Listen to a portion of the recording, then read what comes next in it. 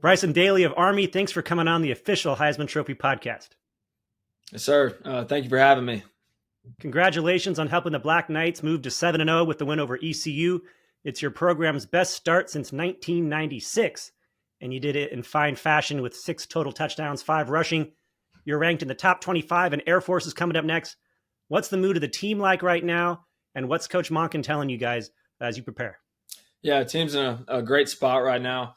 Guys are, really energetic coming to practice every day. The morale is high.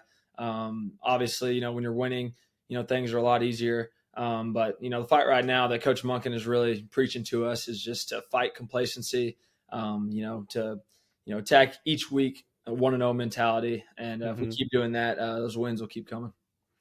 You guys won your last 4 games of last season after a slow start, so you now own the nation's longest win streak at 11 games. Can you identify a point along the way where maybe there was a catalyst that got you guys at this level that suddenly maybe the lights came on for some guys?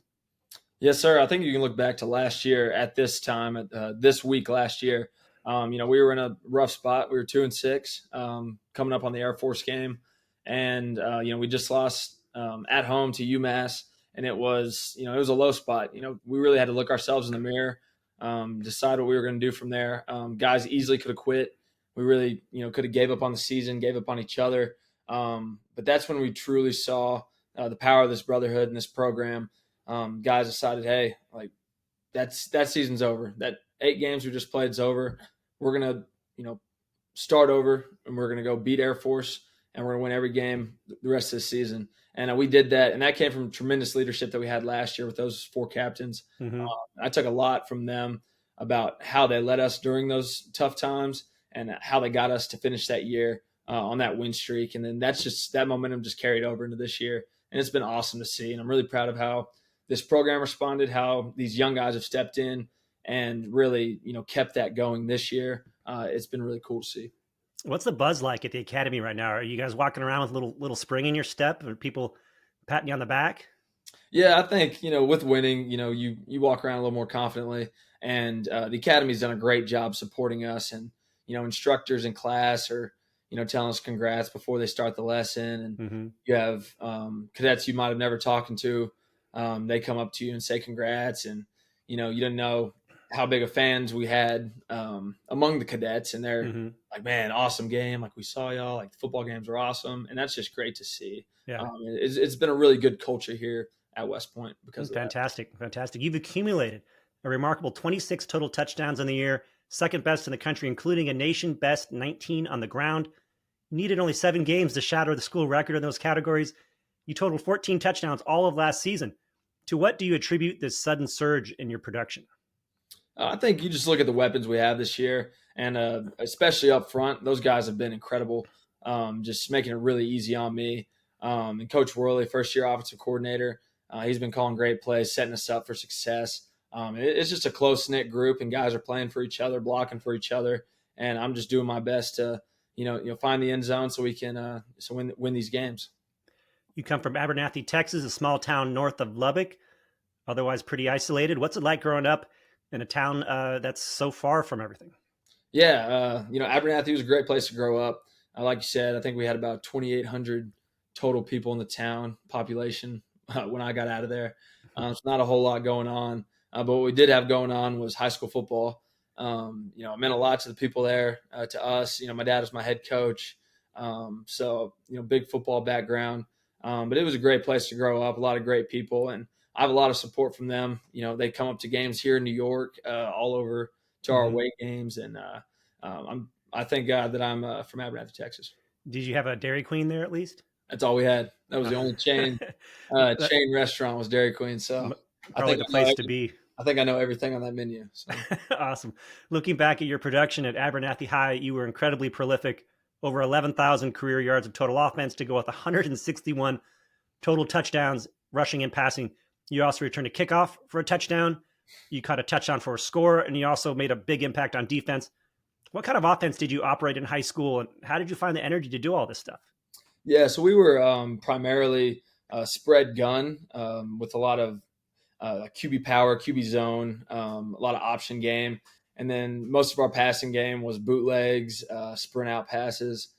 So it's a lot of the stuff that we have carried over here.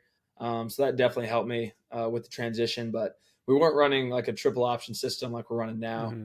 So that was definitely a learning curve. But yeah, my head coach, Daryl Daly, he did a good job dialing it up for me in high school. You also competed in basketball and track and field while in high school. You had a best of 164.10 in the discus. Pretty solid mark there considering you were doing it part time. Not a lot of people realize the footwork needed to throw a disc that far. It seems like you can see the results of that skill set and that nice little spin move you just did against ECU for your first rushing touchdown. Is it fair to say that throwing the discus really helped you develop the quick feet and balance to excel in football? Yeah, I think you can definitely say it's a part of it. It does take a lot of skill to throw the discus. Um, and I think just playing multiple sports, I'm a big proponent in that athletes should play multiple sports, especially at a young age. I think it just develops just a lot of different skills that will help Mm-hmm. the primary sport. So I think just playing all those sports really helped me to be the athlete I am today. Tell me about your recruitment and how you ended up at West Point. Yes, sir. So, late junior year, Army reached out, and at that time, I only had FCS offers, and I had about 4 FCS offers in Texas, and then I had about 3 Ivy League offers, I think, and that was it. And then Army reached out. Coach Mike Vitti, he came to the school. They offered me, and really, I figured like that was the place I was going to go as soon as he offered me because I didn't think I was going to get any bigger offers or any other offers. And I came up for a visit and just fell in love with the place. I found a lot of dudes who were just like me, same mindset, Mm-hmm. same, wanted to win and just cared about each other. And I wanted to be a part of that. So when I came up for the visit in October of 2019, I committed. So. Of course, the first year at the academy is the Ple Year, which can be very challenging. What was your Ple Year like, and what did you learn from it? Yeah, it's tough.